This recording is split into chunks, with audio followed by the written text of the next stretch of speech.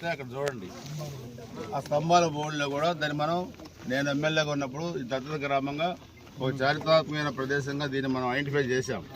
దీన్ని ఆ రోజు మనం హెరిటేజ్ దీని కింద కూడా తీసుకొని ఈ ప్రాంతాన్ని అభివృద్ధి చేసి చారిత్రాత్మక ప్రదేశంగా అభివృద్ధి చేయాలనుకున్న ఈ ప్రాంతాన్ని ఈరోజు వేరే పనులాగా దోసుకునే పరిస్థితికి, మాఫియా అలాగా దోసుకునే పరిస్థితికి వచ్చారంటే వీళ్ళకి గురిజాల నియోజకవర్గంపై, పల్నాడుపై ఎంత ప్రేమ ఉందో ఈరోజు అర్థం చేసుకోవాలి. అధికారులు ఇప్పటికైనా కళ్ళు తెరవండి.